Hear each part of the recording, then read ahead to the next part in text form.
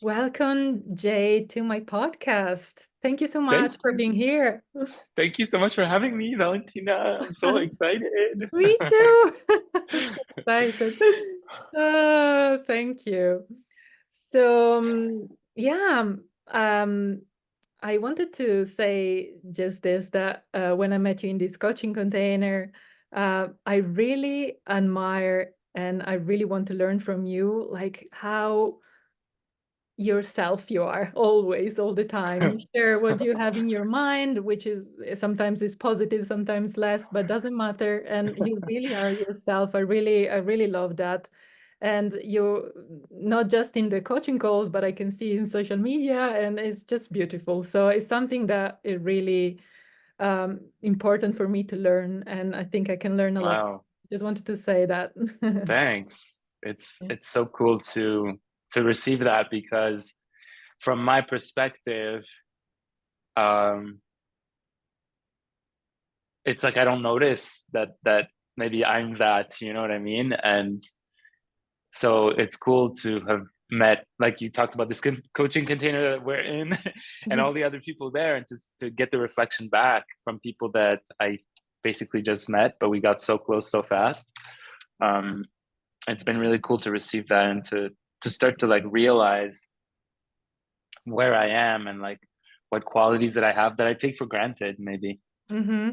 Absolutely. And authenticity is definitely uh, a gift of yours. And I think we also connect so fast, all of us, because we are really vulnerable and authentic in this container. So I think Hmm. that's why we can get close quickly. Yeah, I agree. For real. Yeah. Yeah. Yeah.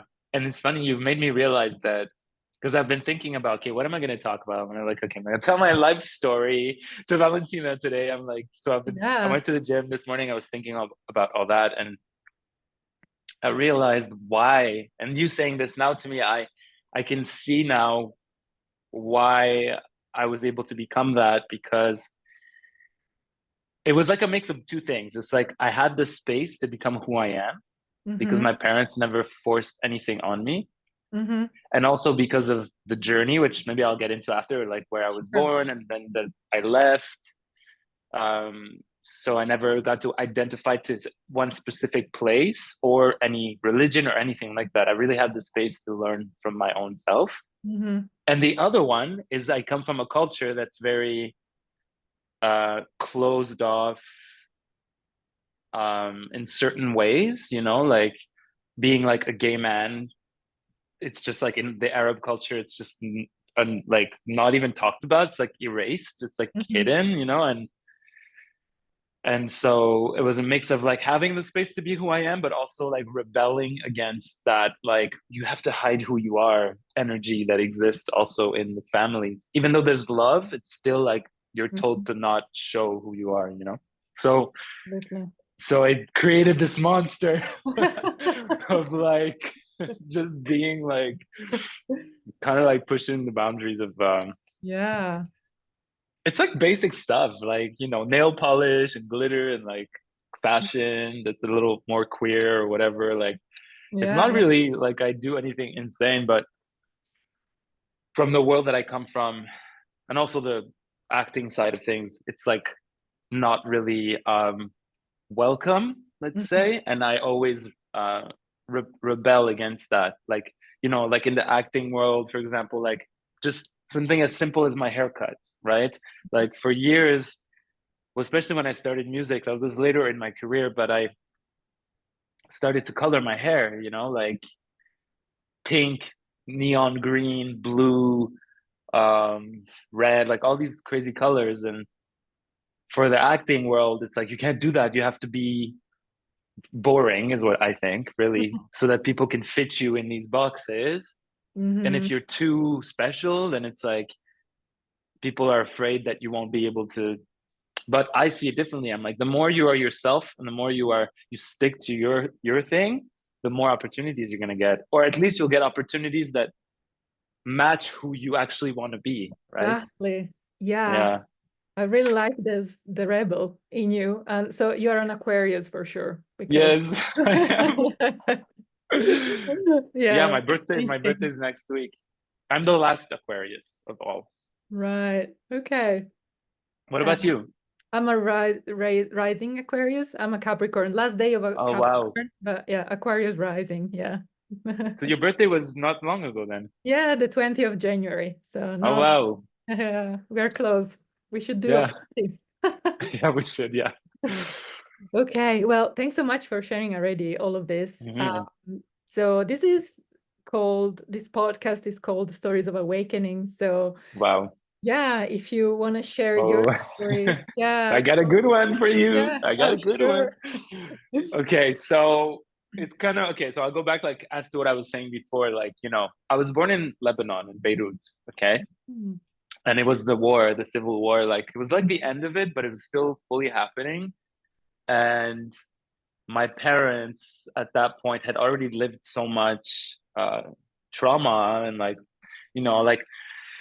the way my father and my mother kind of like married is because my dad saved my mom's life. Like they were connected. Like my father used to tutor my mom, but like they weren't really dating, but kind of, but not really. And anyway, my dad one time, because they were people were just living. It was the war for 17 years, but they were still lived, right? So they went to the beach, they went to the parties, they went to school, they went to everywhere. But then once in a while it would be like on the radio, like they're gonna bomb, you have to hide, right? So everybody would go away.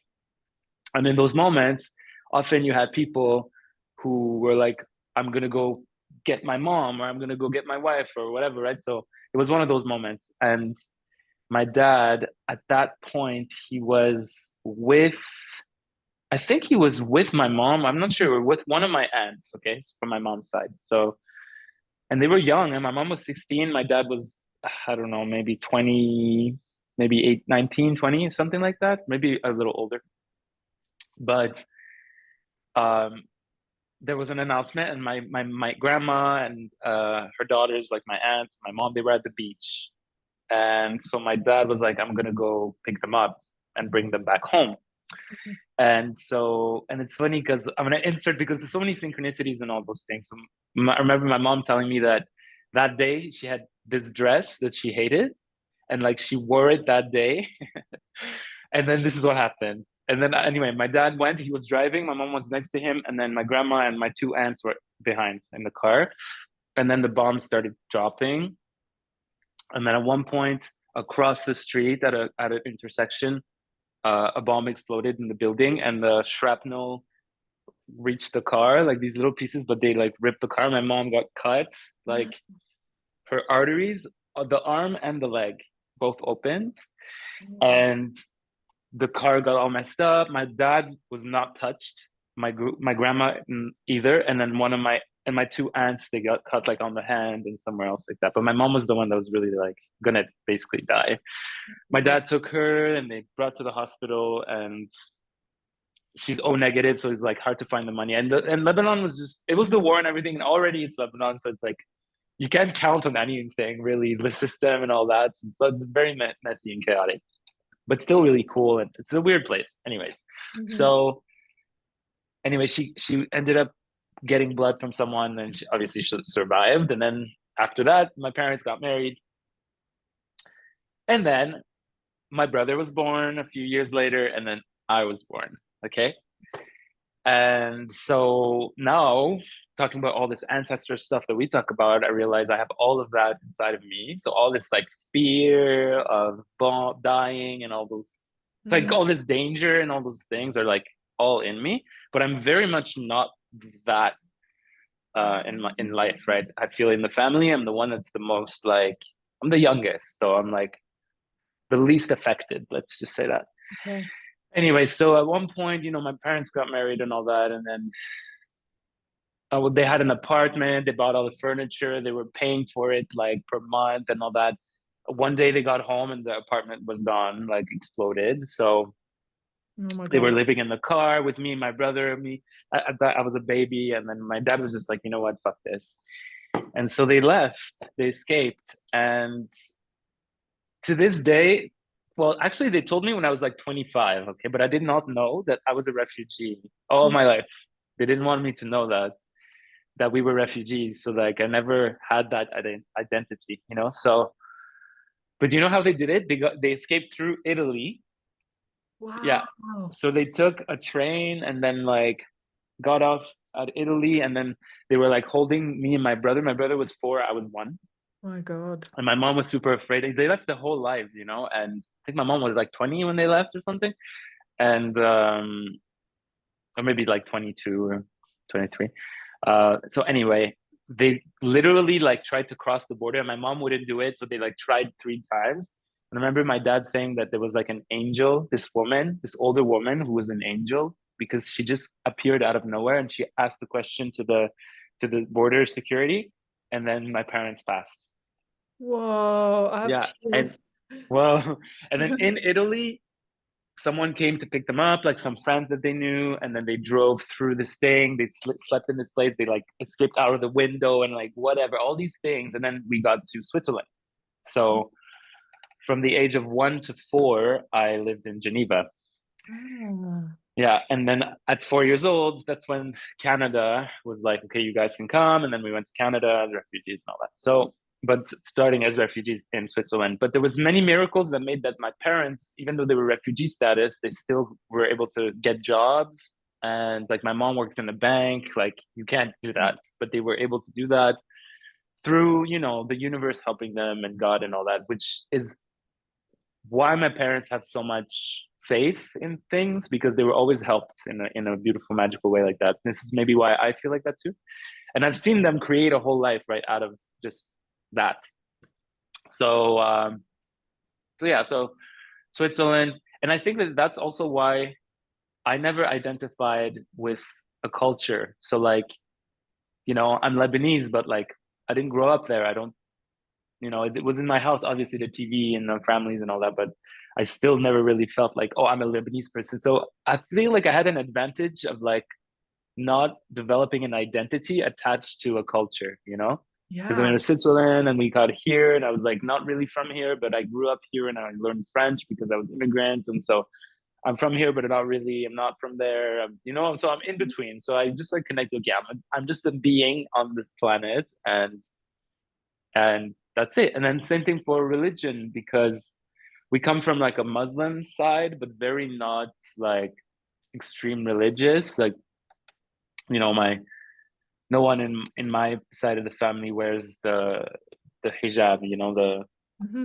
Yeah. there's many names for it, but so yeah, my mom's family is known for like they all have amazing hair and like, you know, like they don't, so Yeah. we're from the Muslim side, but not the extreme side. So there was Yeah. never that. And then on top of it, my dad used to be more like practically would pray and stuff like that. But then as the years went, he just kind of released it. And every time he shared with me, it was always just like the spiritual wisdom that he shared with me, but never the religious like aspect. Hmm. Hmm. So I guess I developed like my own spirituality. And Beautiful. when I grew up, I remember always connecting with like supernatural stuff and very young. Like me and my brother became obsessed with like we found like Ouija boards and we would like communicate with spirits and all that. And then very young, also I found these like black magic books. I remember I was like 8 maybe with all the boys in our school that we were like they were like the cool boys and I was like the weird boy, but we were like friends and we found these like black magic books and we started doing these rituals and spells and it got really scary and then we kind of like let that go and then I found started finding white magic books and Uh, then I got into like witch stuff and like Wicca and all that. And I was really young, like 8, 9, and I would go to like the dollar store and buy candles and like little containers and I would make my rituals and potions and whatever. And I remember this one time I got this it was like a book, but also a box that you bought at the library, well at the bookstore, and it was called Teen Witch Kit. And it was like I was there with like one of my best friends at this time and her mom, and like I made them buy it because I really wanted it, and then I kept it, and that's when I really got into that stuff, like really, because it was like beginners Wicca for teens, and there was a little crystal inside and little thing of salt and a little bell, and like so you had your altar because the box was the altar, and then you could do stuff. So that got me going into that, and then that evolved into I would do that on my own, always like sort of hidden and quiet. Mm-hmm. And always like would play with spells. Like at school, I would do spells to like make time go faster so I could finish school faster and like all these things. And I would like share it with other people. And then I got my cousins in it, and like, we got in trouble because like my aunt found out that I was like teaching them magic. Anyway, all this stuff. And so, and then and at the same time, when I was 10, because that was like before I was like 10, and then the teen witch thing came when I was like around 12, let's say. But at 10 years old, because that's when people were like really pushing to like, what are you going to be when you grow up? What's going to be your career? Blah, blah, blah, at school and stuff. I remember one day a friend was like, come do this acting class. And I signed up. And then at the end, we had a presentation for the parents, and it was on this theater. It was the first time I walked on stage. And I walked on stage, and I had a vision, like my heart chakra opened in a flash, and I saw my future. It's really crazy, but I saw my future, yeah, and it was a flash. 10 years old, and then I was like, oh my god, this is what I got to do with my life. So then I became obsessed with becoming an actor. That was like my main obsession. But I was always very also. I always drew because my mom's father is a famous painter from Lebanon in 60s, 70s. He was very famous and all that. And so art has been in my family. My mom plays piano, so I always did music, always danced, all that. It was always there. But acting was the one that I was like, I can do that career. I know I can do that for some reason. So after that flash, and later on I realized what that was. Yeah. Yeah, sorry. Do you remember what you saw? I saw me. I saw me like the way I look now, I guess, like as a man, living the things that I lived, like because by now I've traveled the whole world, touring, meeting fans, signing autographs, like in all these amazing places around the world. Mm-hmm. And so I saw all that. I saw, um, and this is the interesting thing because my focus in the last 2 years has been really like on wealth consciousness and stuff, and like a little too much maybe because I kind of become obsessed with things, and Mm-hmm. I expect a lot of myself, that I can achieve things. So like, but anyways, I got into that. We can get into that as to why I really dove into that.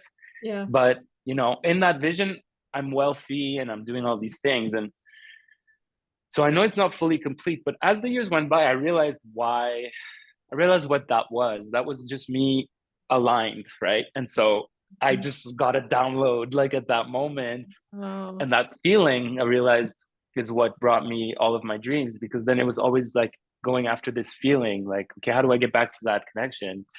wow. And You felt also something.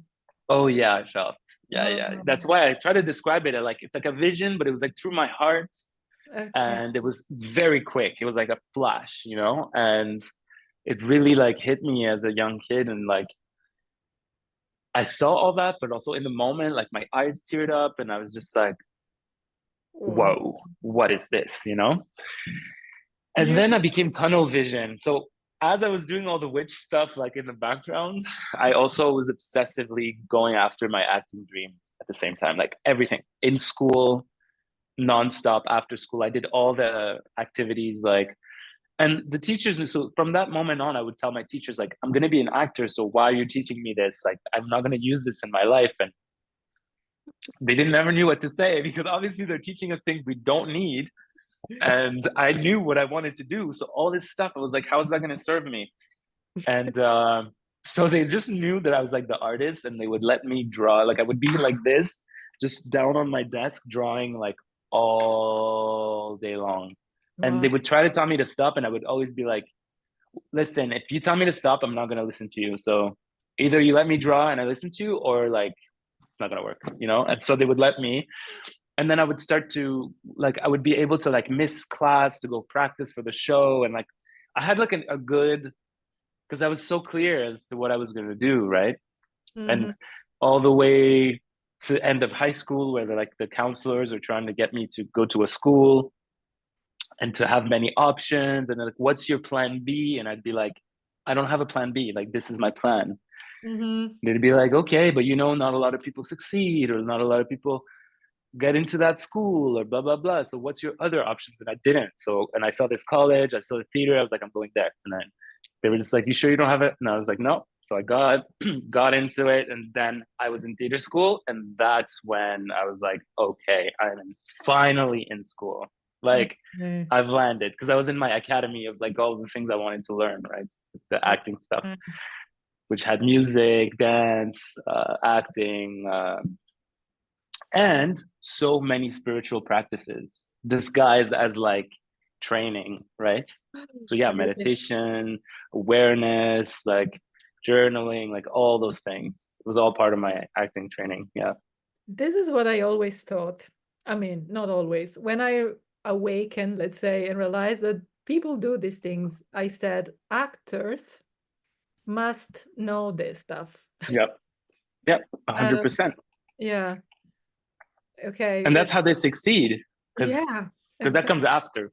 Because then I okay, so, and then okay, so I'll take you to the end of that, because that's when I really had my awakening. Right? Sure. So at the end of theater school, it was a 3-year college, because here in Quebec we have like pre-universities. You do high school, and then you don't go to university right away. You do 2 years of general stuff, and then university, or 3 years of focused training, like nurse, police, cook, acting, whatever. There's different ones. So I Mhm. did the acting 3 years, and then at my last semester of that, there many things happened in between. Like, I was also training full time as a dancer, like hip hop dancer, and I was a teacher in dance and all that too. But at that point, this theater company came to talk to us, because we were like about to graduate, maybe like 1 or 2 months before we finished. And it was this theater company, and they came and they said, we have every year we do a tour. It's 9 months touring Canada, and we take actors from, we give opportunities to new actors who are going to graduate. Not everyone, but we give you the opportunity to audition. I'm like, okay. And they came and they said, it's going to be, we're actually only taking 2 actors, so one woman and one guy.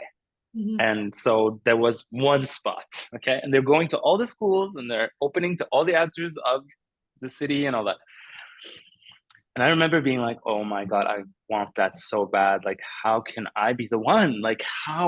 And I was really struggling through all my training. I'm Mhm. not good enough. Like, that's my biggest thing. Like, I'm not good enough. I'm not good enough. I'm not good enough. A fear of like, I'm never going to get my dream. Everybody's better than me. I suck. Oh, blah, blah. I'm ugly. Like, all those self judgments, I had them really strong. And even though I had successes, even through my training, I did these like reality shows, and like a lot of beautiful things have happened to me throughout my life up to that point. So, but this was like the real first opportunity, and I really wanted it. And it was like 9 months travel.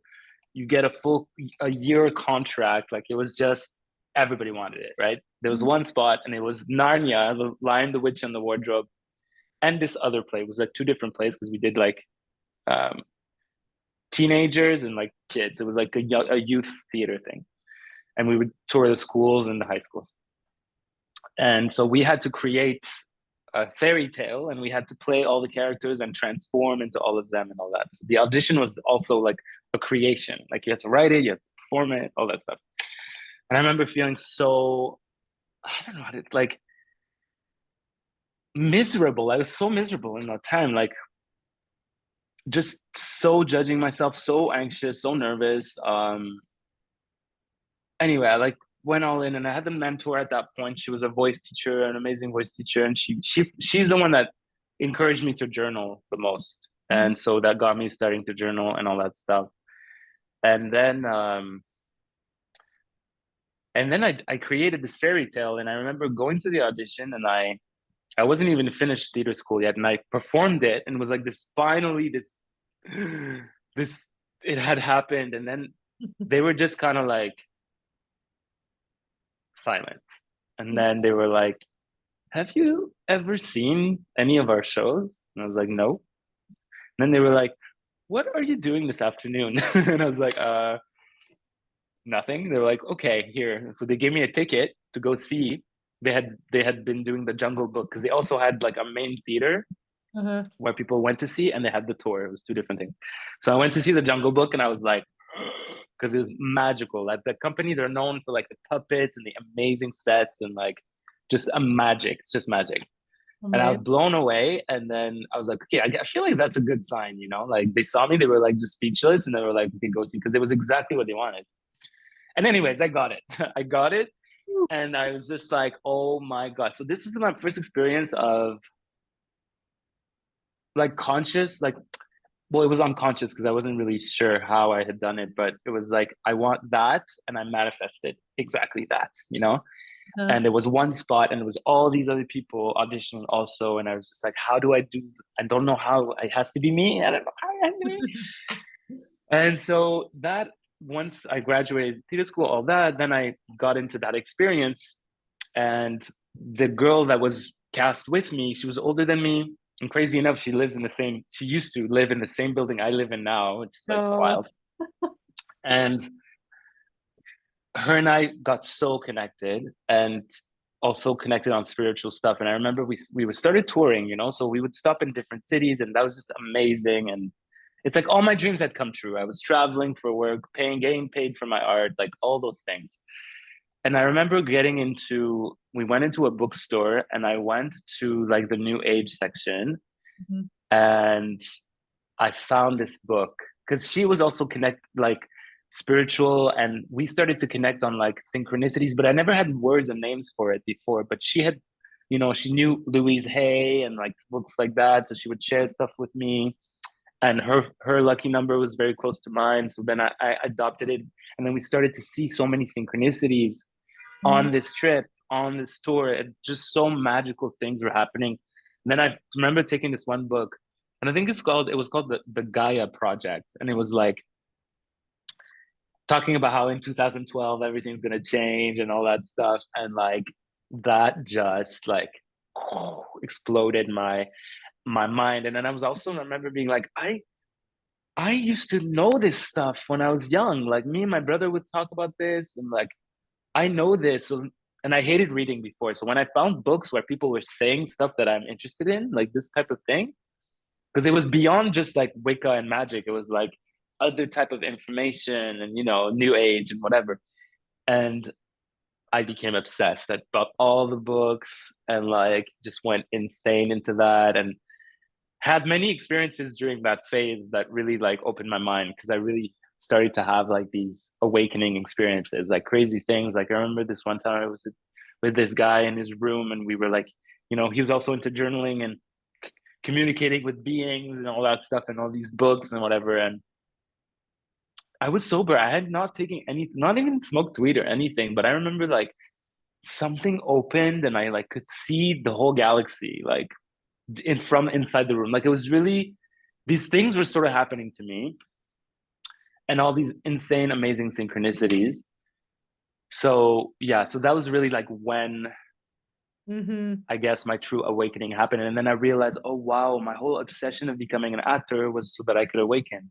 Like Mm. that was the reason, really, because that feeling of the opening was like, it was that, it's that energy, it's that awareness, that purpose vibe. It's Wow. so so yeah, so that's, you know. And after that, and I remember feeling like I was gonna die during that period, because I was like, okay, all my dreams came true. Like, what else is there? You know, like, am I just gonna keep wanting this forever? Like, I don't. So I, but obviously it was just the beginning, because so much happened after that as well. Wow. Yeah. You said you had a good story to share. Yeah, now I can see. Amazing. Okay. Uh, so is what I found amazing is that also you were so clear on what you wanted to do since young age. And this is where I'm very different, because I really didn't have a clue. I was Mm, so programmed and so into this culture and also my family or something, that I really didn't know what to do, and nobody ever showed me any witchy book or anything like that. So yeah, Hmm. it took me a long time to realize who I was and what I wanted to do. And one of the main thing was for me as well, leave my country. So from Italy, moved to England, and then Mm. where actually I managed to detach myself from my culture, my family, and Hmm. you, and realize what I liked, not what the other people told me to, Yes, you know. And exactly. yeah, yeah. So, but it's amazing that yeah, you knew what to do, because I yeah, I did finance because I honestly didn't know what else to do, and I knew that it could give me more opportunities. Um, Hmm. I didn't mind it, so it was all meant to be, I think, and part of the journey and everything. But it took me 34 years to get here and realize what I wanted to do. Yeah, so it's I amazing. love, but that's amazing because I remember also being surrounded by. I think what really helped me was that I was so young, Yeah. because I'm very stubborn. So when people, adults, were trying to tell me do something safe, I didn't listen. I was like, no, no, no, I don't want that. I don't want that. And I was very stubborn, and I stuck with it, right? And my parents tried to tell me many years to do something else until they started to see the evidence of it, that it was working, and then they became my biggest fans after that. But even to this day, my mom still, when I come and I'm struggling, whatever, she still says, you know, if you get a normal job, then yeah. Mm. And I'm just like, mom, like I'm literally a celebrity. Like, don't, but they don't see that, right? So Yeah, it's hard to not, they'll just, you know, they're you're just still trying to their be kid. Yeah, exactly. exactly. And it's okay. Like, it's okay. And my dad is very, he supports me, and he has supported me and everything. And um, but I kind of wish that and this is where we get to the closer to now, is, I didn't learn the finance stuff. Hmm. So I had to learn the hard way, all those things for me after. And like in the last few years, especially during the lockdowns and everything, I had to I was angry at myself that I wasn't one of those people that had a stable understanding, or that was more like in the matrix, or more connected to, I don't know, realistic stuff, quote unquote, right? Because it's like I was too much in the dream aspect, but it allowed me to manifest amazing stuff, like huge dreams come true, that I don't think I would have been able to if I didn't take those risks, and if I didn't only go for that, right? Yeah, But exactly. And got angry because when I was 34, I had one of the hardest, like, crash of all time. Like, for me, it was a very difficult time, like 2 years ago, mm, which is why now I'm this in container with you, and why I created online courses and all those things, so that I could like save myself from that. right. Yeah, I think I heard everyone saying, "Oh, I wish I knew earlier," or "I wish I did something safer." Like, it's the Yeah. opposite of what we lived. And yeah, I think is we need to start from one side or the other, more the masculine side or the feminine side of the energy, Mm. I was definitely more structured and more the masculine side. I was very sporty. I did a job where the majority of people were men as well, so very, very masculine, and I lost Ah. completely my imagination and creativity.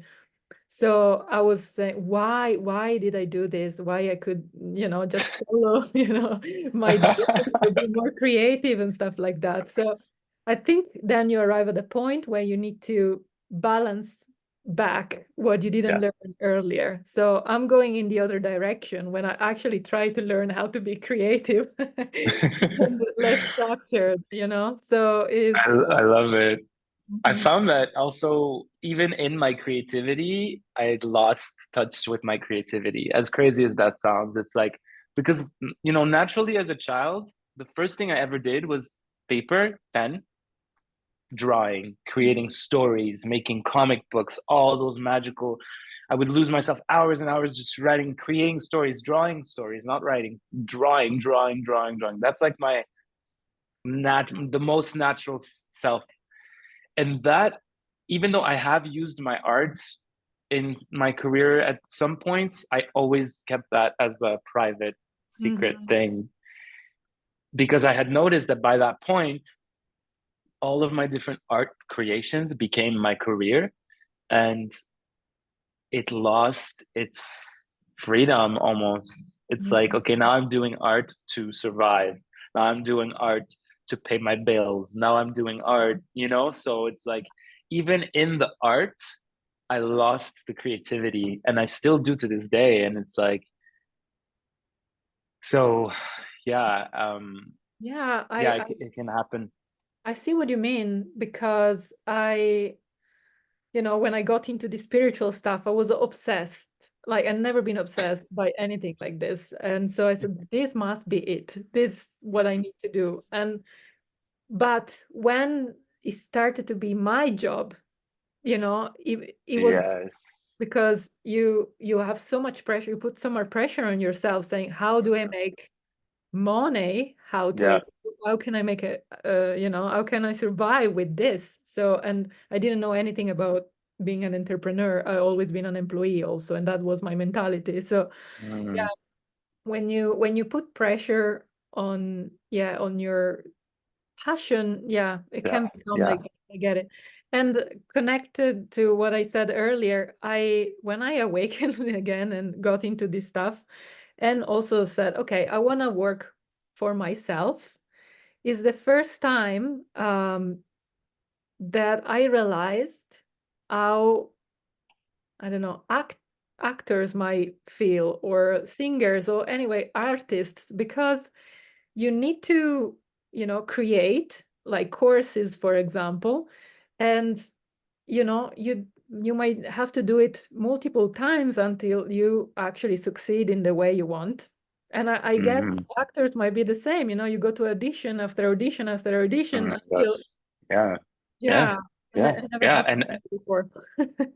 Yeah. And you have no guarantee. And it's like Yeah, nobody's forcing you. It's exactly, like nobody's forcing you. You made that choice and now, okay, figure it out, exactly. And yeah, it's so interesting. And, you know, especially the acting world is so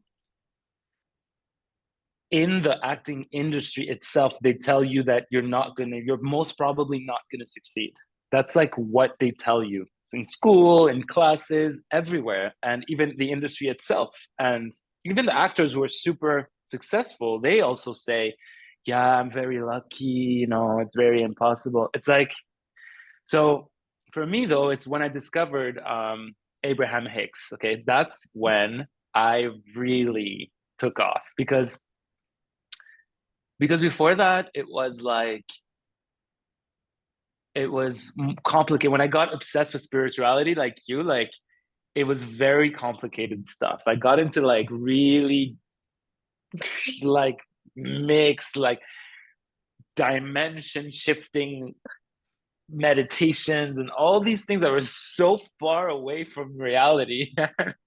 It was cool, but like wasn't helpful for me in like the practical sense. And then when I found Abraham Hicks, actually there was one, and you know what happened though is that I became religious about my spirituality, which is so weird because I was never forced to be religious, but then I became religious on myself. I was Interesting. like like you know everything has to be pure and I have to do it this way and blah blah blah blah blah. And I remember finding this one book, Oneness by Rasha. I don't know if you ever heard of that book. Yeah. It really changed my life because it's like a channeled book, beautiful blue Oneness, okay, by Rasha. I'm writing it down. It's amazing. And seriously, I should probably read it because because I read it in 2009 maybe, and it really relaxed me. It made me not so dogmatic and like like religious again. Just it made me relax into my, because it was like you already are this, you already have it all. Just relax, right? And then I was like, oh my God, I'm getting chills now because it's like, wow. And it really loosened me up. I was like, okay, I don't have to be so rigid. I'm not gonna like get it wrong. And then Mhm. through that more simple spirituality, I ended up finding, even though oneness is not simple at all, it's like you can read it at infinity and it'll always bring you stuff. But then I found Abraham Hicks, and that's when I was like, OMG, here's the most simple, like the most day-to-day practical, like, and I was blown away. So became obsessed, like listened to it for infinite hours all day long, read all the books, got their meditation. And I remember the vortex meditations, like the 15-minute meditation that they would do.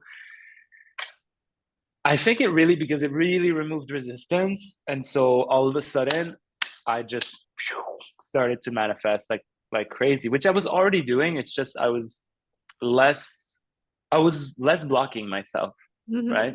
Yeah. And so yeah, and a lot of dreams came true. Like, and what really did it for me is that I applied for, even though I had, that's the interesting thing. I guess we can go into so many subjects, but for me, my acting career was always related to my spiritual growth. So it was like when I would get an audition, it often reflected what I was contemplating during that time, things I was learning. I would see it in the scripts or in the auditions that I would get. And often when I got the breakdown of the characters, I usually knew what I was gonna get, what I was gonna book. And it's very interesting. And I remember one of my first TV experiences. It was a movie, and it was shooting in Belgium, actually. And I remember just the fact that it was a travel contract did something in me. And the funny thing is that by now, I've traveled the whole world and I'm always traveling and touring. And it's funny to look back because my first contract was touring. Mhm. And it's like I've manifested that again and again. So every time there was something, okay, it's shooting in Europe, it's shooting there, it's shooting there, I usually felt like I was going to get that. And everything aligned, the role was right for me. I knew what to do. I did the work and it felt effortless and blah, blah, blah. And I would get those things. And so I remember going to Belgium, Mhm.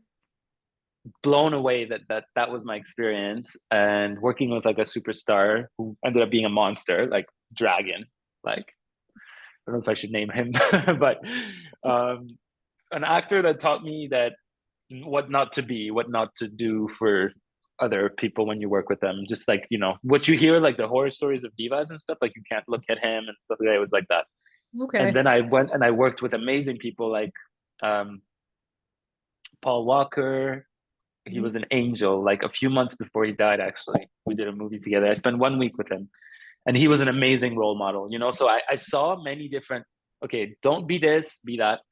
And I remember that first movie in Belgium. Like that's when Lady Gaga "Born This Way" CD came out. Okay, and I remember I'm in Brussels, and I like go to the place where they have the CDs, and I'm by myself in Europe, and I'm like what 22 maybe at that point, and I listened to Born This Way and I was like, oh my God. Like it was just, I'm like, this is me, this is me. And she inspired me so much. And then from that point, it kind of sparked something in me because I realized, okay, I'm not just an actor. Like Mhm. I want to be a pop star. So that's basically when it began. And I was just like, I don't want to be boring. I want to be the Lady Gaga of the acting world. Like, so anyway, and then a few years went by. Well, that year also was when I started to reach for more, and I was like reaching for a transformation. It's funny because I'm now today in that zone again where I'm about to go up to a new experience. But back then, I've had many like platforms like that, Uh-huh. and I remember very much like that one when I was in Europe and Born This Way came out, and I was like, it really like solidified to be myself, you know? And I was just like, okay, so this is what I got to do. And an opportunity came to apply for a conservatory in Toronto, in the film industry, it and I applied, and they only take 4 guys and 4 girls every year of all of Canada. And I remember applying, and it was again kind of the same situation with my audition before for the Mhm. tour. It was the same thing. I wanted it so bad. I wanted to go to Toronto and do what you did, like go away from my family and discover who I am, and like really like have the space to flourish. And it was a whole experience because very high intensity, like. And in those days, they took all of the people that they had selected, put them on a train, got us to Toronto all together. So it was like Hunger Games. We slept in a hotel and we all auditioned for that one weekend. And so you saw Wow. all the people that was potentially gonna Uh-huh. take your spot, and also maybe you'd be together. And like, and I remember doing a terrible job. Like I did not do well. Uh-huh. And I was devastated. And I was like, my self-judgment was like through the roof and all that. And they took me. I got in. And you know, at that Wow. point, I was like big time in Abraham Hicks. I was like, I'm going to manifest this thing. And I was just working so hard to stay high frequency and to really imagine myself getting it and all those things. And I was just, and I remember doing the audition, I was convinced that I had failed. Like I was so Uh, disappointed in myself. And, How would you and, explain that? hmm? How would you explain that you got the job? Is Exactly. See, Mm. that's a beautiful question, because it's like the question of, do you have to believe it to manifest it? Yeah.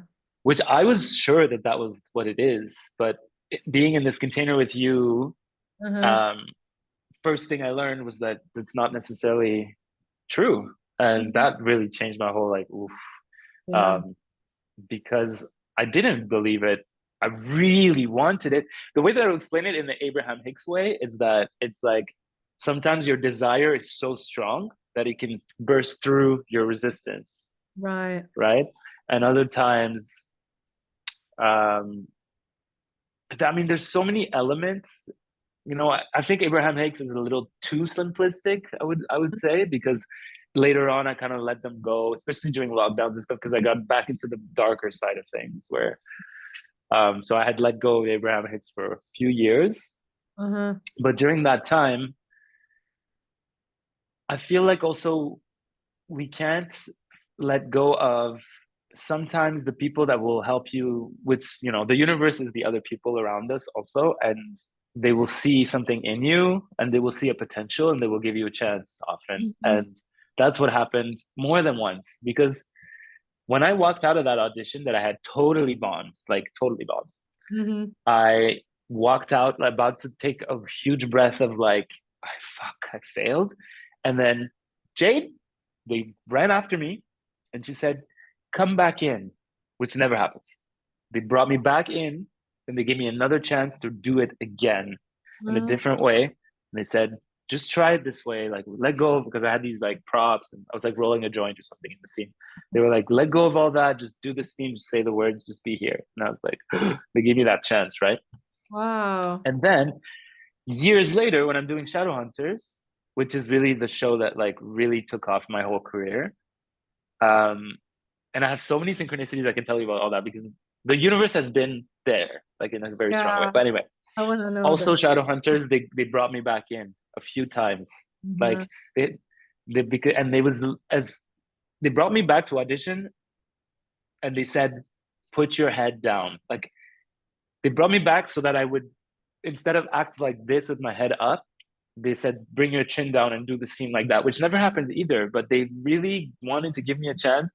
And so they made sure that the tape was perfect so that they can send to the producers and everything, you know. So also that was, so yeah, so people they do give you chance. And Yeah. And also I was that's, yeah, thinking, yeah, there are some people that say, that if it's meant for you, it won't go by you. Somehow you will get yeah, it. This kind of absolutely, yeah. Yeah. yeah, Is it's really true, it's really true. And because I have a story with that even. So, well, first let me go back. So one of the first big movies that I got was a Disney movie for teens, and it was one of my first roles, and it was for like a gay high school kid who got bullied, and the lead actress was the girl from Hannah Montana with Miley Cyrus, like the other one, Uh-huh. and the scenes were all with her and whatever. So I remember getting the breakdown, reading it, knowing that many of my friends are auditioning, many people around the country and other countries are also auditioning, Mm-hmm. but I knew that I had it. I knew it was mine. So I remember auditioning for that and I got it. And I remember doing the scene and at the uh and sorry, filming the movie, which was an amazing opportunity. I was just like, oh my God, that's my first movie. Wow. And then at the end, I wrote a letter to the lead actress, who's this girl, Emily Osmond. And I wrote to her, I will see you again Monday. Mm-hmm. And it's gonna be it's gonna be awesome or whatever. Left her in a trailer. 10 years later, No. I then get my role in Shadowhunters, which is Disney. And it was the same TV channel, but they changed the name. So it was ABC Family, and Uh-huh. then it became Freeform when our show when Shadowhunters came. They rebranded, basically changed the name, but it's still Disney. But Uh-huh. it's ABC Family became Freeform. When I went to LA for the first time, it was for our premiere Uh-huh. in the Hollywood Hills mansion of Meg G, this producer who did like so many things. I think Charlie's Angels and Gossip Girl or something like that. I'm not sure if I'm right or wrong, but Meg G.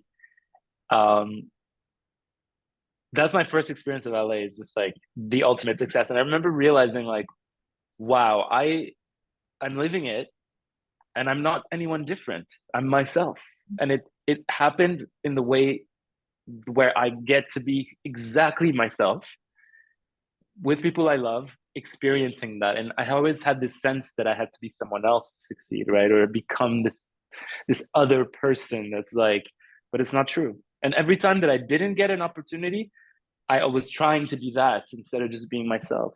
Yeah.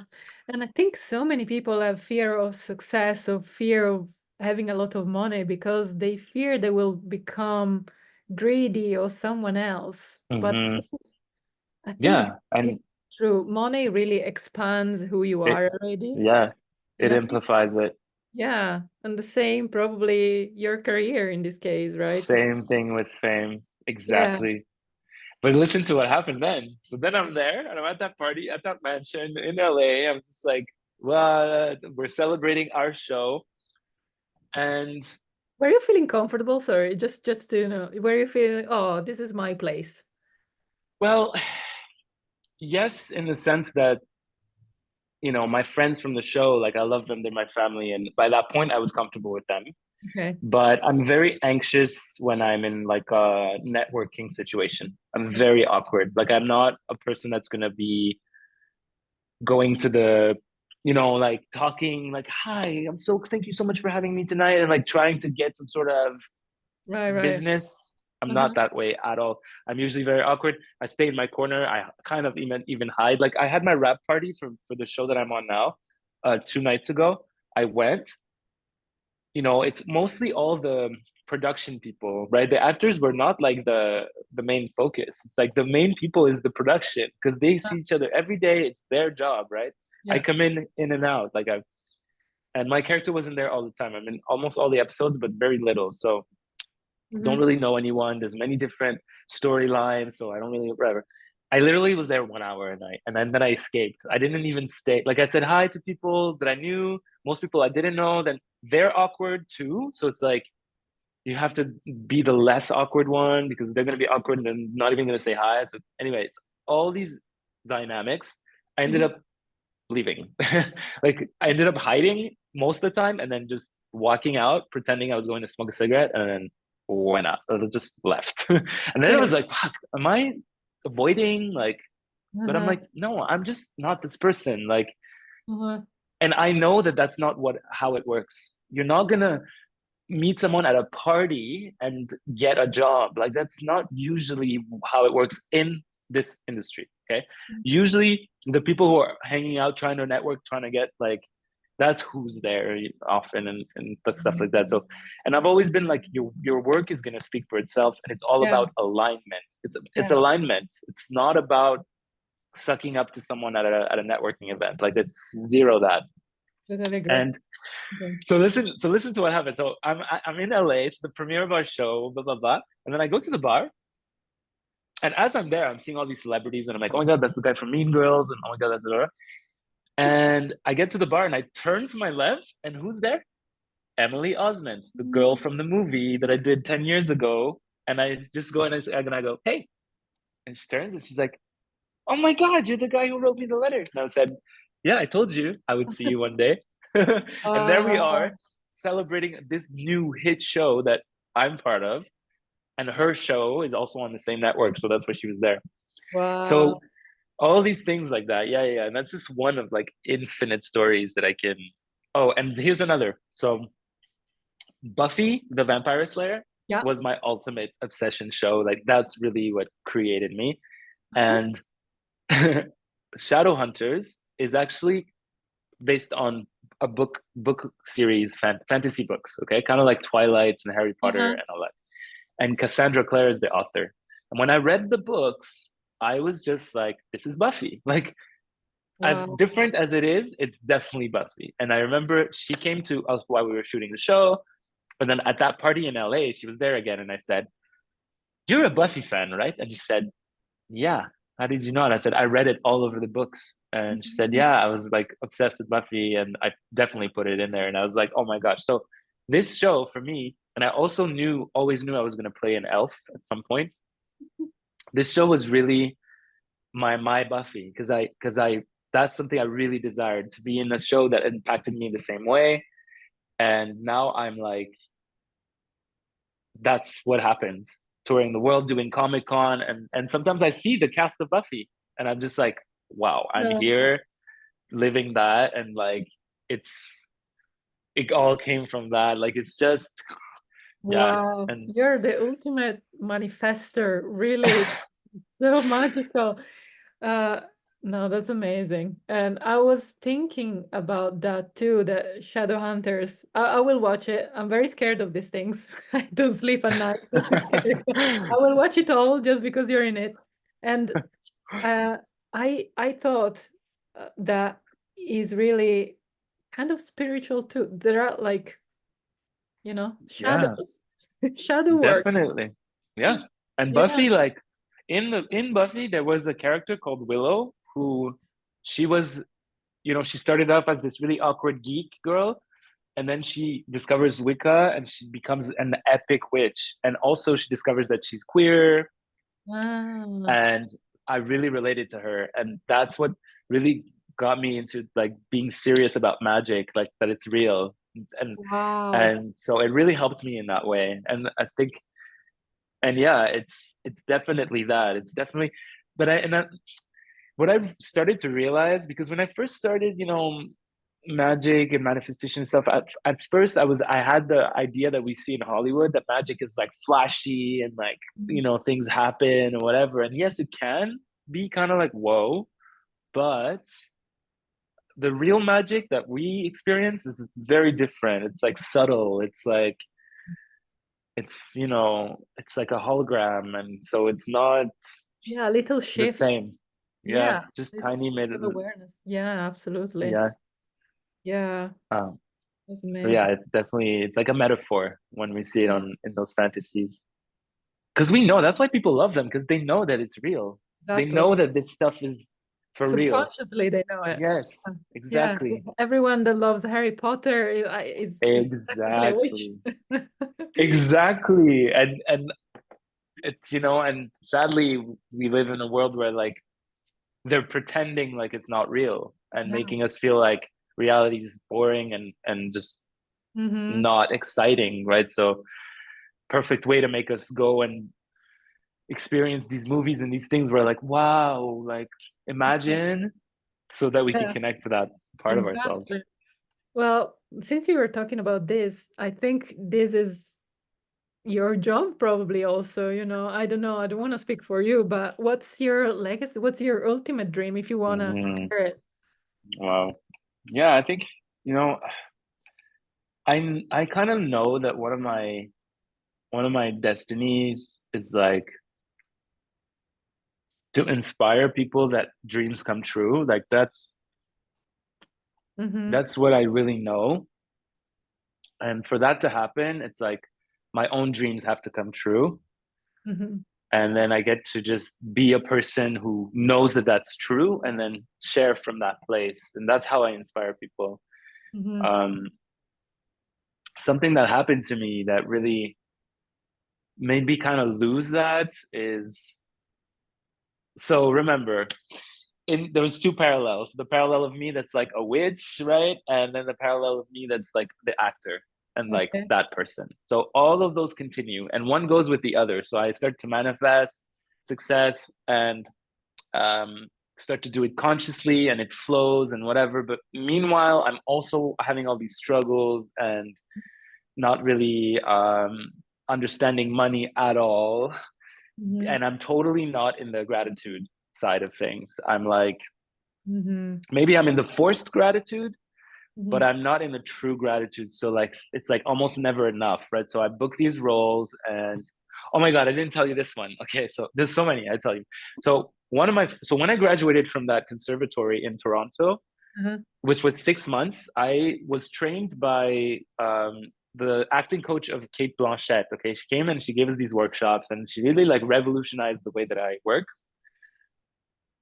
And when I graduated from that thing, I went all in, like to my auditions, like focused like crazy, and even went into debt because I was refusing. Because I'm telling you, I'm very stubborn, so I refused to get a job, and I lived off of the line of credit, credit card until I got an acting right, and that allowed me that I was able to put everything in there and succeed, and but it so there's parallels, so you'll see. So anyway, so I'm there and I get this audition to play a Saudi prince in a show called Heartland, which is all about horses, and it's a big famous show around the world, but it's a Canadian show too, but it's also based on book series. Okay, that was before Shadowhunters. That was a few years before. So that was one of my first big contracts. So anyway, it's to play this prince, and it's one episode, and I go all in and I practice and I practice and I practice and in those days we went to audition in person mostly. Now it's like almost all in tapes, but sometimes they're in person. So anyway, I go and there's a million Arab guys there, like a million. There's a million people, and I'm just like, oh my gosh. So anyway, I usually like stay in my corner and I hide and whatever, and I go and I do the audition, and I was kind of like, I gave it my all. I was like, I don't know if I'm gonna get it.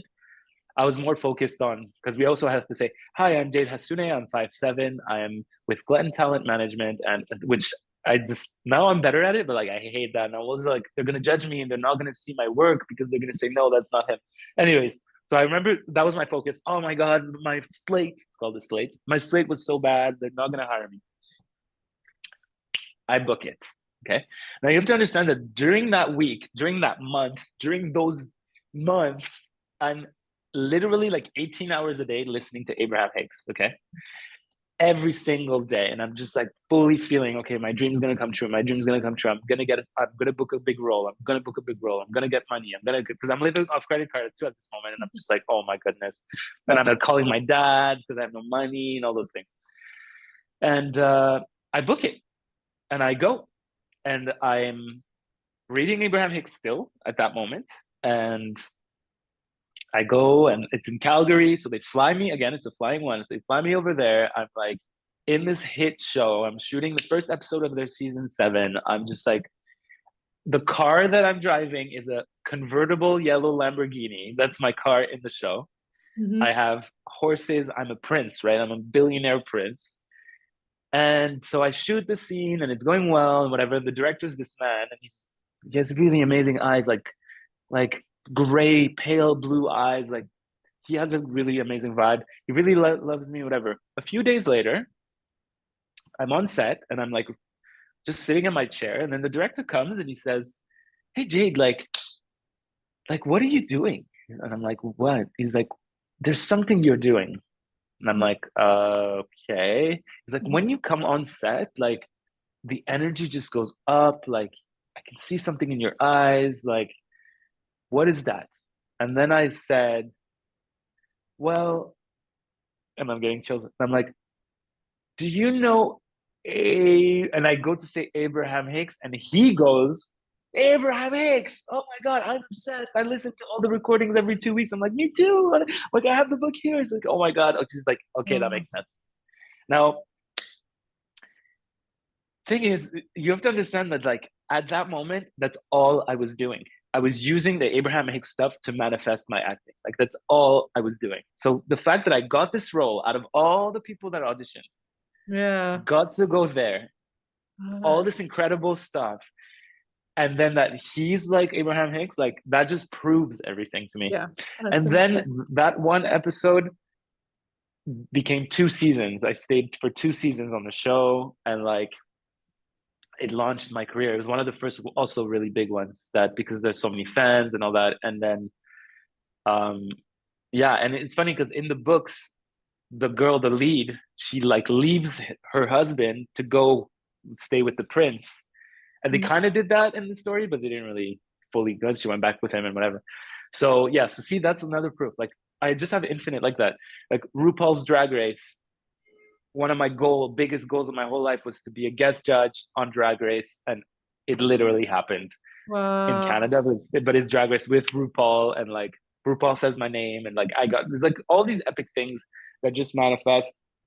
Meanwhile, overlapped is me reading all the books, right? So at that point, I've read all the new age stuff, all the positive spiritual stuff, and then I start to get into the darker stuff, Mm, the David Icke, and like like the more conspiracy vibes, let's say. mm, mm, And while my acting career is taking off, I'm reading about there's going to be a big event. They're going to lock down people. They're going to force people to take something, blah, blah, blah, like years before. So I'm mhm, reading that as my career is taking off.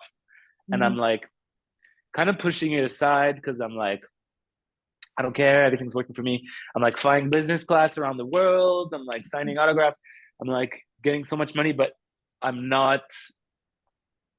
There's another aspect to all that that I also have to bring in. But anyway, meanwhile, I know something's about to happen, and mhm, I'm ignoring it. But I'm okay. reading the books. I'm reading the books. It's telling me something's coming. I'm ignoring it. I'm like, just everything's positive, blah, blah, blah.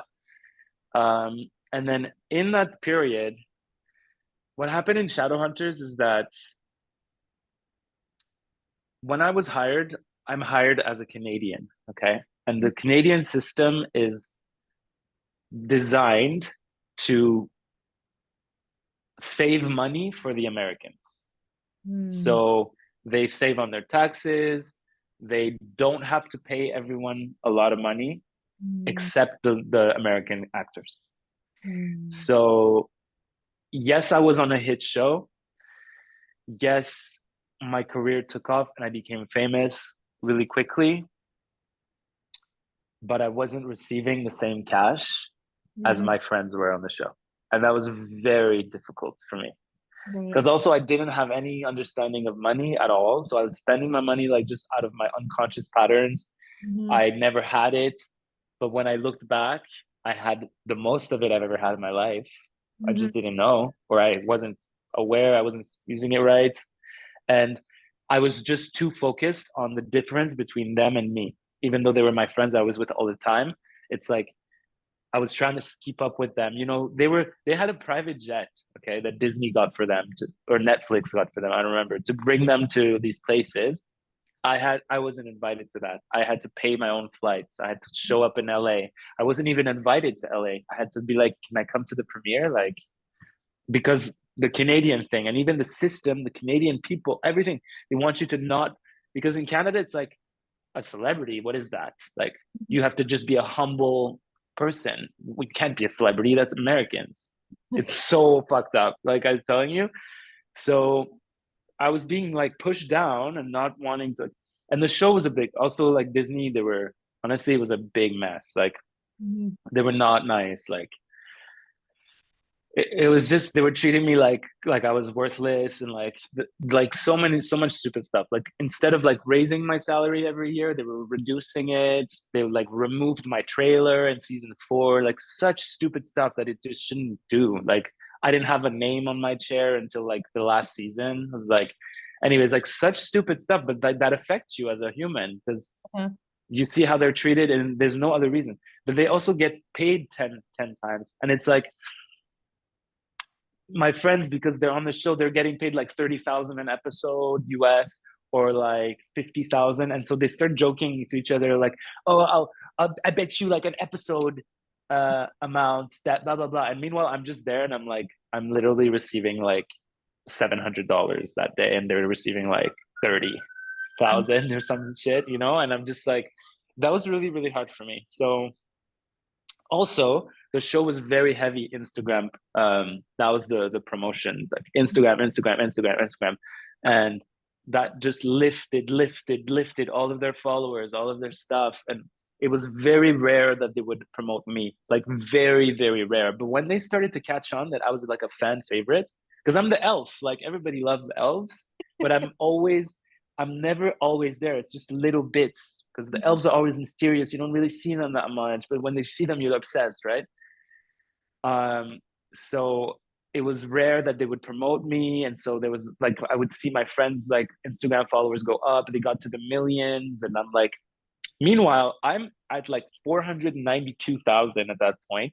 That's a lot of followers, but I Yeah. couldn't see it because my friends had 2 million, three Uh, million, and my videos had like 700 views, but they had like 1 million views, you yeah. know? So like I I was in that scarcity mindset. As rich as I was, I could not see it. And then got just like grossed out by it. And I got to go to Korea. I got to go twice, but the first time I went, when I came back, I really realized that I really had wanted to start my music because that was always a dream that I had to be like a pop star. And so I said, I'm starting. I have to. And because I was very inspired while I was in Korea, because I was part of this like film festival, and there was these guys from Chile that they had another show, and the music was part of it. And I met this guy. They really inspired me. And they were just like, just do your music. And I was like, okay. So I came back, and I remember my 30th birthday. I was at this like iconic gay party in Montreal, and at the back watching someone perform on stage. And I told myself, okay, I'm starting music now, because if I don't, I'm going to regret it forever. And then fast forward a few years later, like I got to perform at that party, and Oh, you know, my music got on the radio really fast, and like things really took off. But for there was a period where I was so grossed out by the experience with Disney and stuff that I didn't want to act anymore. And I was like, I'm just gonna do music. So I kind of like pushed that aside. I like resisted my success. I like pushed it away and put everything in music, but like didn't really understand that it wasn't necessarily gonna sustain me the way that acting does. yeah. And then you know, still things manifested like RuPaul's Drag Race, all those things still manifested for me. But at that point, I was so in the scarcity mindset that that's what was my experience. And then lockdowns happened, and then I just crashed down, like because I literally had no money. I Hmm. had enormous debts at that point, Mm. and there was no more work in the industry. Yeah. So I just fell right. I completely crashed, and I continued to compare myself because my friends at that point, they were in LA, they were rich.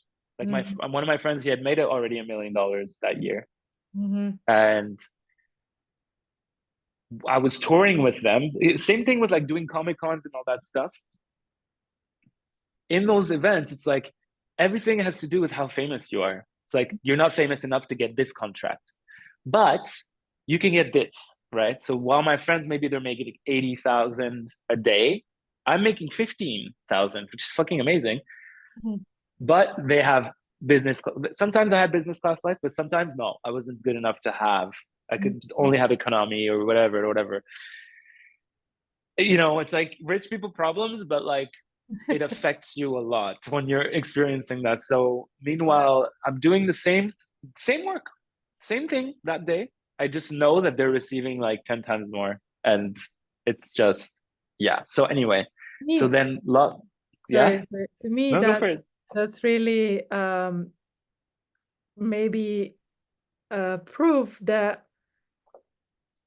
you need to work on your scarcity mindset. So the Yeah. life put you in that situation, so you could not escape work on your scarcity mindset. Otherwise, you would have kept, manifesting Yes, these things.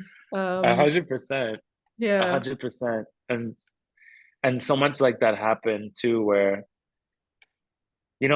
but while the whole world locked down and everything went crazy, I still manifested a career in Quebec because at that point I had studied in English. I was working in English always. And then at that period, I got my first role in French in like a very big show here. Mhm. Um, I got my music on the radio in French. Like, so Wow. my French career took off in Quebec because at that point people knew that I had gone away and done something, and they were like, "Where have you been? Who are you?" And I was like, "I've always been here, but studied in English, right?" So Right. things still, went well for me.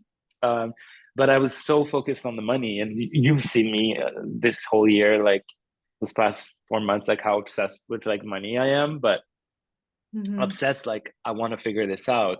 Yeah. And so yeah, so the lockdowns happened that like destroyed me, and the crazy thing too at that point is all these. Yeah, you're right. You said it. It is exactly that. I was forced into Yeah. that, and then during like the second year of lockdowns, I met my ex, who was an Olympic champion, who's an Olympic champion, and um it was a very like difficult relationship, and like also I was comparing myself a lot to him because he had we had very similar lives, touring, fans, social media, blah blah blah, fame, all that stuff, except I had lived like the party life of like I have so much money, I'm renting these crazy penthouses and doing parties in Paris and like all these crazy things, just like because I was like, it's gonna come back.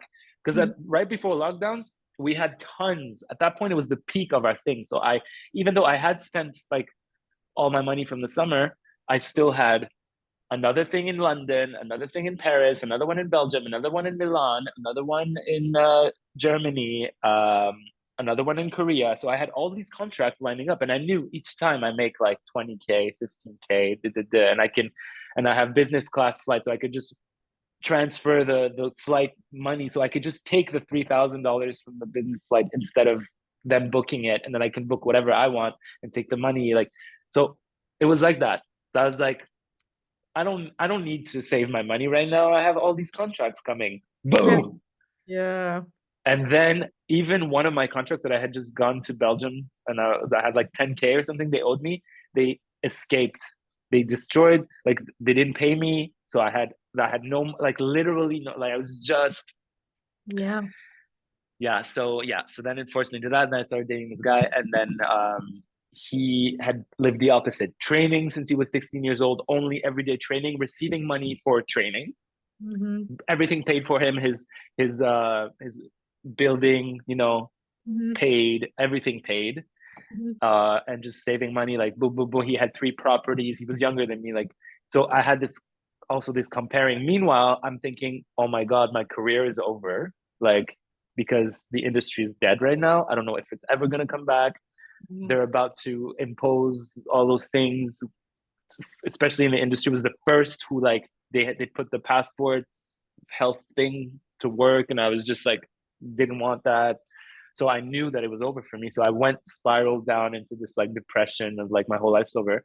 And not only that, this is where I wish I had done something different, because by that point, my whole life, I had worked on becoming an artist and an actor and all that. And now all of a sudden, I was in a world where that didn't mean nothing. Yeah. It was worth nothing anymore. So I had no qualifications.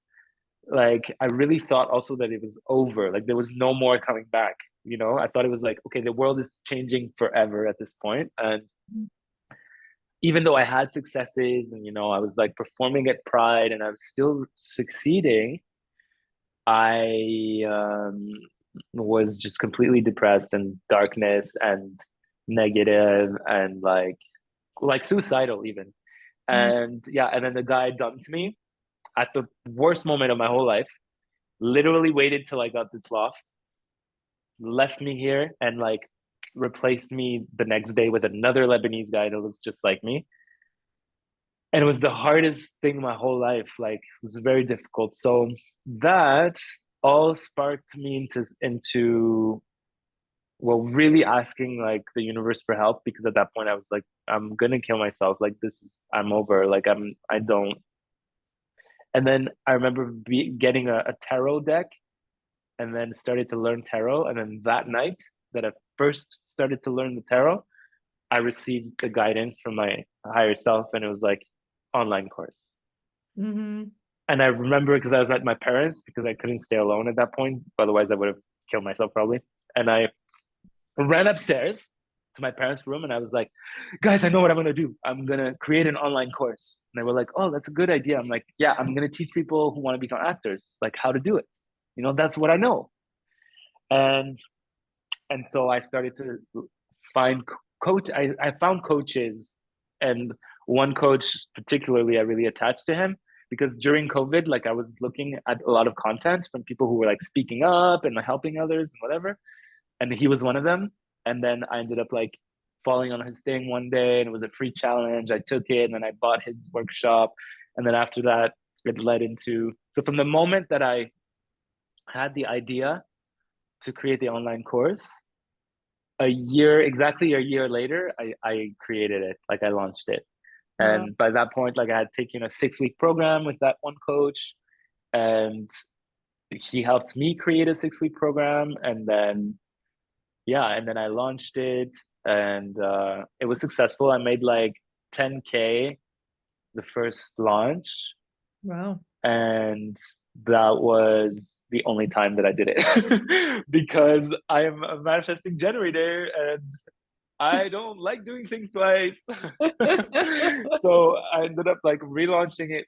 But that point though, I got deep into personal development. Like that year, like last year Yeah. and this year, I've invested the most money ever in coaching. Like the Mhm. 10K that I made, like I reinvested it in That's coaching. wow. And you know, and then I relaunched it, and you saw me like relaunch my thing as a membership recently. And Yeah. yeah, and so yeah, that's what got me into this I whole think, entrepreneurship stuff. yeah.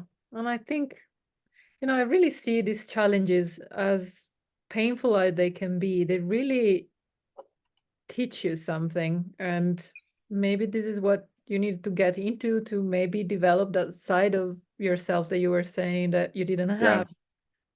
So, yeah, definitely. yeah, that's the only way I want to look at things because I was talking today on my Instagram that, may people think that because you are spiritual, you will never have challenges anymore. If you are in a spiritual path or self-development, you will never have challenges anymore. It's definitely not true. I think the difference is maybe that you can see the reason behind the challenge and what you can Mm, from it. Uh, yes, yeah, yes, yes. Like more you have aware. an opportunity to, yeah, to be aware now and to respond differently. Like Mhm. maybe just accept it in a way, right? It's like instead of resisting and trying to hide that you're uncomfortable, you get a new chance to actually like love it, look at it, love it, you know, and that dissolves it and it changes, it transmutes, right? Like Yeah, yeah, exactly. because I'm definitely, and you know, I'm definitely someone who really knows that life has my back because it's had it so much in such incredible ways. Hmm. um the weird thing though is that when I don't feel that, I have a hard time to inspire other people because I don't even feel it for myself.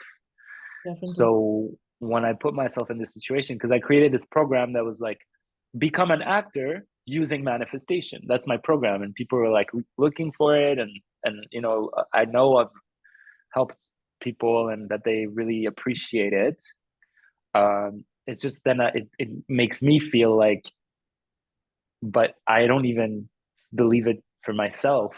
Like I'm not even succeeding in my own career. How am I going to inspire others to do that? Even though, yes, I am succeeding, especially from people around, they see that, but me from the inside. Yeah. And going back to that vision, you know, the me, 10-year-old vision me, well, when he had that dream, even though most things happened, came true, it's the money aspect that hasn't. And that has been confusing to me. It's like, you know, I'll reveal something that, you know, if some people are listening, I've never said this ever, but when my career took off, like when I really literally became famous, I was delivering Uber Eats at the same time. Like, and that was not in my plan, you know? It was like, I never thought that, you know, for me, it's like when I was going to be famous, I was going to be rich. Mm-hmm. Like, what the fuck? How am I delivering food right now? And I know that I chose that. You know, I could have done anything else, but it was so traumatizing. Like, imagine like you get recognized and people are like, "Why are you serving me food? I, Wow.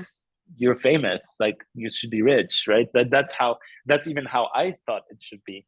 Mm-hmm. But then I was living something completely off, and like crying every day, like, what is this? Like, how is this?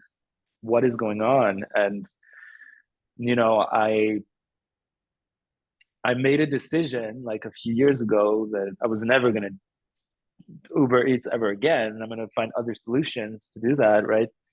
Um, but yeah, it's that aspect, and but I understand that like I've had to learn a lot, and I've transformed my capacity with money, my understanding, and you know, we're still touring the world now, doing stuff with my same friends from the show, and after 8 years, this past summer, we did the same thing: Paris, Milan, Brussels, and then some Germany stuff. And that was the beginning of our tours. Was the same. It was a Paris, Milan. So it was like an overlap of the past, but we had gone through the whole pandemic. Then Mm-hmm. we were back there. Never, you know, we're all together. We love each other. Like, wow, can't believe that we're still here all together, and we really started to appreciate what we had, a very special experience, like because our TV show was so popular even before it even started. That Mm-hmm. never happens. Like now you have one season, you never know if it's going to come back. So many shows come and go, come and go, come and go. Us, we had a hit show even before it began, like because it was all Instagram a year before they were announcing us. Like, so we had it set in a way that's like never happens anymore, very. And so we really knew like how special that was. Our show was done 5 years ago, and we're still touring the world, and we're still, you know, doing this, and we know how lucky we are. Like, and so there was that energy, all of us together. And then I started to see that actually my friends didn't have it as easy as I had perceived in the Yeah. past. You know, I Mm-hmm. was like, oh, they have it set, they have so much money, they're good, they're, you know, they're Mm-hmm. like, and I really now I'm starting to see, oh no, actually they were struggling, and they don't feel successful the way that I think they do. And even my friend who made $1 million, like he also doesn't necessarily love acting the same way, or you know, all these things that I'm like, okay, well, I Yeah. had judged things too, you know, and so it's cool to have that new perspective now. Even for me, and I think the people that will listen to this, because we all have this idea that actors or whatever, famous people have it easy, but it's really nothing protects you from the things you need to work on in this life. Yeah, It's scarcity mindset or any other thing, you know. Um, yeah, thanks for sharing that because I think it will open eyes to people too, that it doesn't mean you have fame, you have everything. yeah, Yeah. it's yeah, it's you know, it's, and also something I realized very early on is that it doesn't fulfill you, actually. You know, we're all sold. No, I saw that very quickly. It's like Yeah. I was sold that, like, oh my God, once you're on that big poster, like you're like elevated and you feel like a different human. And it's totally a lie. Yeah. You're totally not there. Like that's just a big paper Yeah. printed in Yeah. big, but Yeah. you're still right here and you're feeling the same way. And so there's, and I think that's why a lot of like famous people like commit suicide or whatever young, because it's like they reach the top of the top and Mm-hmm. then they realize, oh my God, it was a lie. Like it's not fulfilling me. I'm not Yeah. fulfilled in the way that I thought I would, because that's what we're sold. Yeah. Once you have this, you'll feel, Absolutely. And I think yeah, it's really important to remember this, even for my career, if I don't have a number of followers or whatever, I'm not worthy of doing what I'm doing, just remember that it doesn't matter that you don't have to also help thousands of people or be seen by thousands of people, but you can be fulfilled by helping your neighbors, and just, absolutely. yeah, Yeah, and it has nothing to do. It doesn't correlate. I can tell everybody here, it doesn't correlate. Like it's not because you have 500,000 followers that you can make $1 with that. true. Not everybody gets it. And from my experience, the multi-millionaires that I've like come across, or that have coached me and everything, they have like 2,000 followers, Hmm. 3,000. It's like it doesn't take, Yeah, that. yeah, yeah. So Definitely. Now with social media, we need to remember that. Yeah. absolutely, yeah. And it's like it's not attached to your worth at Yeah. all, at all. And even for an actor, it's like the fact that you get work or not get work, it's also not anything to do with your worth at all either. And um, you know, I I fell on this. Well, actually, one of my agencies, she sent me some content to like do, like from other guys who have profiles, and I saw this guy. He has 1 million followers. Every Mhm. video is like 11 million, 3 million, 4 million. These like short reels. And in every single reel, he does the same thing. And he's like putting cream on his face and he's doing this like little dance. And that's all he's doing. And he's a beautiful boy, like amazing eyes, like gorgeous face, Mhm. but literally doing nothing, basically. Mhm. 1 million followers.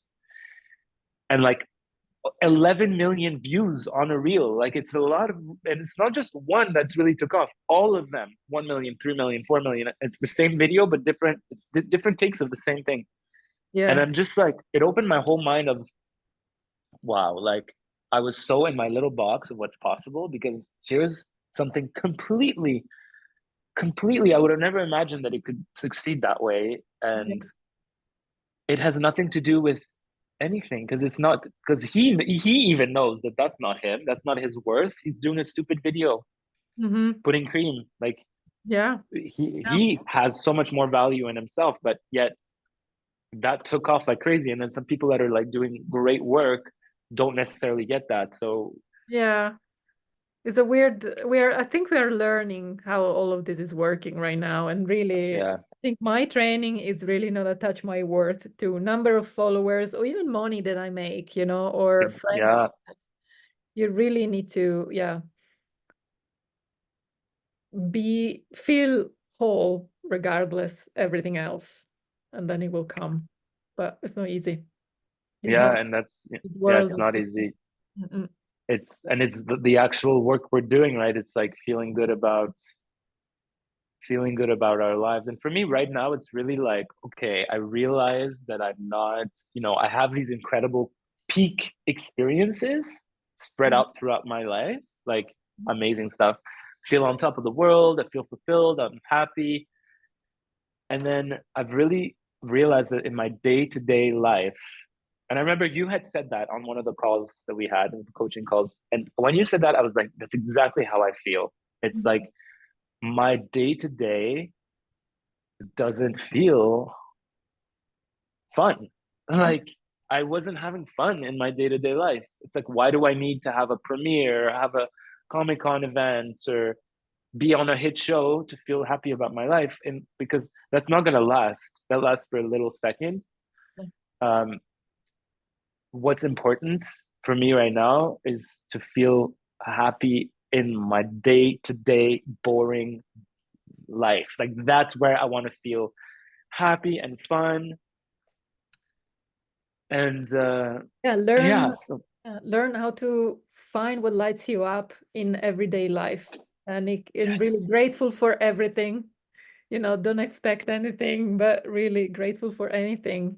Just you get up out of bed, you're happy, grateful for that. And this is what Hmm. I'm really doing this year. Really go full in gratitude, and yeah, try to have fun in my daily life. Do something every day, like this conversation, for example, connect, or do what I love um, every day, without just waiting for a big moment to happen. Exactly, Yeah. exactly. And you know how amazing the moments are when you're in a music festival, or because you Yes. love festivals. So like Yes. you feel so alive and you feel so connected, and you're like, life is so good right now.